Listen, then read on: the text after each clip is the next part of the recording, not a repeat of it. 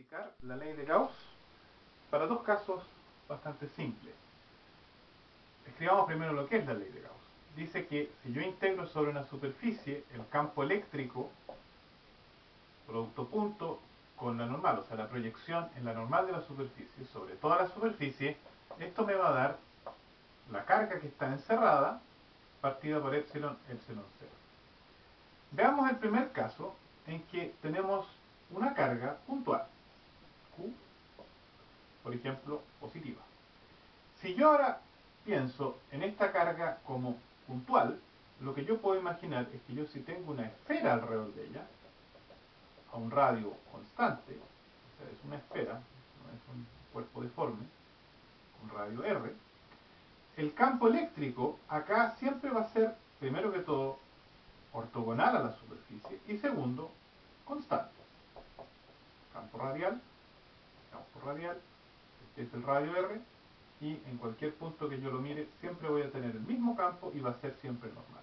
De modo que esta integral se vuelve trivial, porque resulta que en este momento la componente normal a la superficie es justamente R, y como es constante sobre toda la superficie, no me afecta directamente cuando voy sumando, porque es una constante, así que aquí me queda una integral sobre la superficie, o sea, me queda la superficie.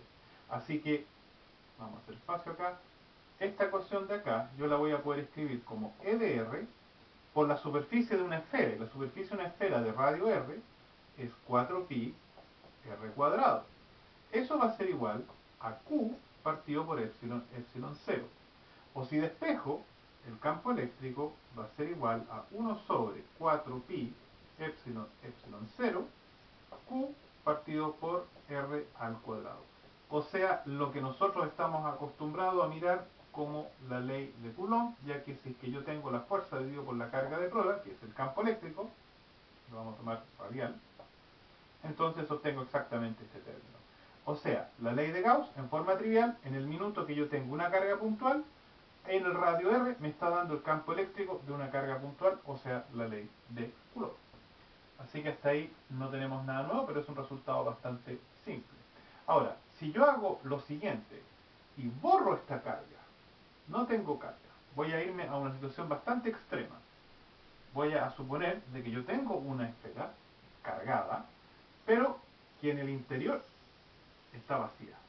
O sea, voy a imaginar esta situación. Aquí, por ejemplo, está lleno de cargas negativas, por decir cualquier cosa.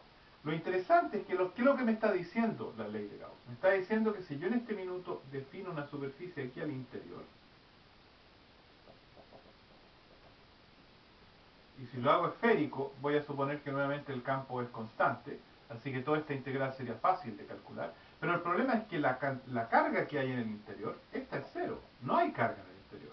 Entonces lo que Gauss me dice es que si ustedes tienen un cuerpo metálico cerrado con carga, y ustedes tienen interiormente un espacio vacío, que no tiene carga dentro, entonces resulta que esta integral sobre esta superficie es cero, porque el Q es cero. Pero si es que yo la defino de tal forma que es simétrica, este campo eléctrico va a ser prácticamente constante en todas partes. Y la única forma como eso puede funcionar es que el campo eléctrico es cero. Y eso es una conclusión no trivial, en que si yo tengo un cuerpo cargado, la ley de Gauss me dice que al interior yo no tengo campo. Eso es un dato interesante. Veamos un tercer caso que todavía se puede hacer, en que yo voy a considerar ahora dos placas. Voy a considerar, verdad, una placa, pero vamos a pensar en el caso del condensador que vamos a ver luego, en que yo tengo aquí una placa y aquí una segunda placa. Esta, por ejemplo, está cargada positivamente, la vamos a dibujar tridimensionalmente para que uno pueda captar mejor la idea. Esta también la vamos a dibujar tridimensionalmente. Y esta la podemos cargar negativamente. Y aquí está conectado justamente a esta fuente que nos da la diferencia de carga. Entre estas dos placas vamos a tener un campo eléctrico. Y la pregunta es: ¿qué tan grande es este campo eléctrico? Voy a dibujarlo ahora cortado por la mitad, para que se pueda entender mejor. Acá tenemos una placa, acá tenemos la otra placa, y entre medio tenemos el campo eléctrico. Y estoy yéndome siempre de positivo a negativo. La carga de prueba se va a mover siempre de positivo a negativo porque es positiva de ella. es rechazada por la cara positiva.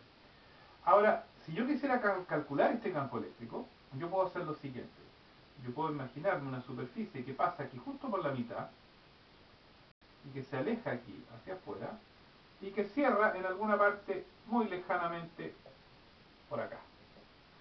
Lo interesante de este modelo es que yo estoy considerando que el campo entre todo está centrado en esta parte. Algo va a haber aquí a los bordes, pero bastante poco comparado con lo que yo tengo en el interior. Así que en primera aproximación, y en esta parte yo puedo considerar que es aproximadamente constante, en este modelo simplificado, yo puedo suponer la siguiente situación, en que entre las placas hay un campo eléctrico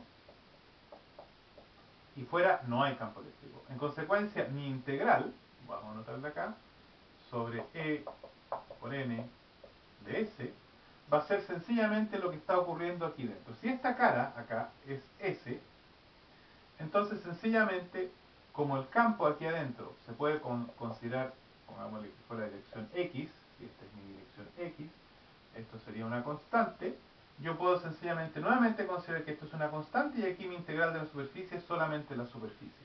Así que yo voy a obtener, que es E de X por S, lo que es mi integral, y esto va a ser igual a la carga que tiene uno de estos lados, Q, partido por epsilon, epsilon 0. En consecuencia, en este caso, el campo eléctrico entre estas dos placas va a ser sencillamente Q partido por epsilon, epsilon 0, S. Donde S podría ser un tipo de tajada de un cilindro, o podría ser de otra forma. Al final lo que interesa es que es la superficie S. Y eso me permitió calcular un campo eléctrico distinto, que no es el de la carga puntual, y que vamos a necesitar cuando empecemos a describir el caso del condensador.